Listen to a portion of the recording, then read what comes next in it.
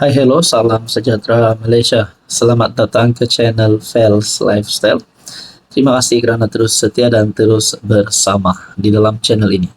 Kepada yang baru di dalam channel ini, selamat datang, admin ucapkan.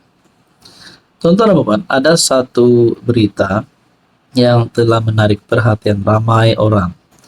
Bukan saja daripada kepimpinan kerajaan, bukan saja daripada kepimpinan pembangkang, namun bagi saya seluruh rakyat Malaysia ataupun lebih kepada penyokong PKR pasti digemparkan dengan berita ini. Dikabarkan beberapa jumlah wakil rakyat PKR telah kalah pada pemilihan baru-baru ini, dan dalam masa yang sama kem yang kalah ini, pemimpin-pemimpin yang kalah ini bukan saja ahli parlimen, bukan saja adun, tapi disebutkan mereka juga di kalangan kem Rafizi Ramli, yaitu sebagai timbalan Presiden PKR. Nah, saudara-saudara, apa maksud di sebalik kejutan demi kejutan di dalam pemilihan PKR peringkat cabang? Penganalisa politik Universiti Malaya Profesor Dr. Awang Azman Awang Pawi berpandangan bahawa kejutan-kejutan yang berlaku dalam sesi pemilihan cabang PKR boleh disifatkan dari beberapa sudut. Pertama, merupakan syarat daripada akar umbi. Akar umbi kini mahukan pemimpin yang lebih mendengar suara mereka dan mendekati isu rakyat secara langsung. Menteri Sumber Asli dan Kelestarian Alam Sekitar, Nik Ahmad, tewas di kawasan yang diwakili beliau, Setiawangsa. Timbalan Menteri Peralihan Tenaga dan Transformasi Air, Akmal Nasrullah Muhammad Nasir, tersungkur di Johor Bahru yang diwakilinya. Timbalan Menteri Belia dan Sukan, Adam Adli, tewas di Hang Tuah Jaya. Seorang lagi, Timbalan Menteri Perpaduan Negara, K. Saraswati, tewas dalam percubaan memenangi cabang Bukit Bintang. Pemilihan PKR di peringkat cabang pada tahun ini memperlihatkan beberapa tren. Pertama, kemenangan ketua tanpa pasukannya. Kedua, kebanyakan yang kalah adalah dari pasukan yang menyokong timbalan Presiden Rafizi Ramli. Ramai daripada mereka terdiri daripada ahli parlimen, anggota jemaah menteri dan ahli exco kerajaan negeri. Nah, saudara-saudara, apa yang buat saya tertanya-tanya? Sekiranya ahli parlimen dan adun yang kalah pada pemilihan PKR lebih-lebih lagi di kawasan sendiri menurut artikel ini, adakah dengan ini mereka sebenarnya tidak layak untuk menjadi wakil rakyat di kawasan itu? Ataupun sebenarnya mereka ini tidak bekerja? Nah, itu menjadi pertanyaan saya. Nah, kalau mereka ini benar-benar tidak bekerja, sama ada di kawasan mereka ataupun di dalam kabinet, sebagai menteri, sebagai jemaah menteri di dalam kabinet, adakah mereka perlu disingkirkan? Nah, begitu juga antara pertanyaan paling utama saya adalah Rafizi Ramli. Disebutkan bagi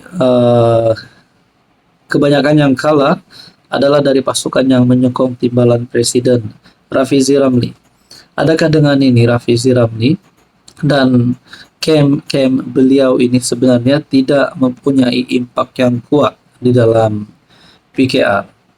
Adakah mereka ini sebenarnya sepatutnya tidak berada di dalam parti PKR? Mungkinkah kalau mereka tiba-tiba sabotaj, andai katalah mereka sabotaj, Rafizi Ramli membawa kem beliau keluar daripada PKR dan membentuk parti baru? Itu pun mungkin boleh jadi juga, tapi mungkin agak mustahil juga Rafizi berani lakukan perkara sedemikian. Nah, saudara-saudara, berkaitan dengan pemilihan PKR baru-baru ini, apa komen Anda? Hai hello, salam sejahtera Malaysia. Selamat datang ke channel Fels Lifestyle. Terima kasih kerana terus setia dan terus bersama di dalam channel ini. Saudara-saudara yang saya hormati, pilihan raya negeri ke-17 Sabah pada tahun ini semakin hari semakin hangat ceritanya. Sudah mulai merasakan bahang-bahang berkempen pilihan raya negeri ke-17 pada tahun ini. Kalau rakyat Sabah menonton video ini, kalau kita dengar Pai Ulung, itulah antara perkara yang kita pernah dengar sebelum ini, yaitu Pai Ulung. Pai Ulung dan strategi PRN Sabah. Bung Mokhtar Radin pasti mahu elak silap strategi terutama dalam bentuk kerjasama dengan parti lain pada PRN. Pai Ulung antara memokan dalam perbualan di Sabah yang lazim digunakan dalam permainan daun teruk, membawa maksud susunan kad salah. Keadaan itu menyebabkan pemain itu kalah dalam pertaruhannya. Sudah pasti bagi pilihan raya negeri Sabah pada tahun ini, semua pemimpin-pemimpin, bos-bos besar politik tidak mahu tersilap Pai. Nanti tersilap Pai, nanti Ulung. Bila Ulung, confirmlah terpelanting. Nah, tuan-tuan dan puan, Bung Mokhtar sebagai Ketua Perhubungan UMNO Sabah telah membuat kenyataan akan bergabung bersama PH bagi mendepani pilihan raya negeri Sabah ke-17. Bila kita fikir balik, PH di peringkat persekutuan, manakala GRS pada hari ini bersama-sama dengan Sabah di dalam kerajaan negeri Sabah tidak mempunyai hubungan yang baik dengan UMNO Sabah yang dipimpin Bung Mokhtar. Pendek kata, Bung Mokhtar dan Haji Jinor tidak dalam kapal yang sama. Tapi dalam masa yang sama, Bung Mokhtar mahu bekerja sama dengan PH. Manakala GRS pula di peringkat persekutuan bersama-sama dengan PH. Persoalan yang saya nak timbulkan di sini, bukan pasal Pai Ulung ataupun Pai tidak Ulung.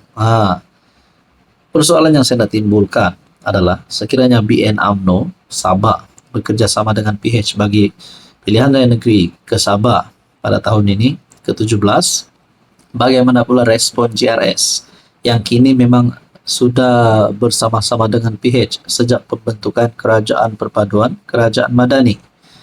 Adakah BN UMNO Sabah perlu menjernihkan hubungan bersama GRS, barulah kerjasama ini akan semakin kuat?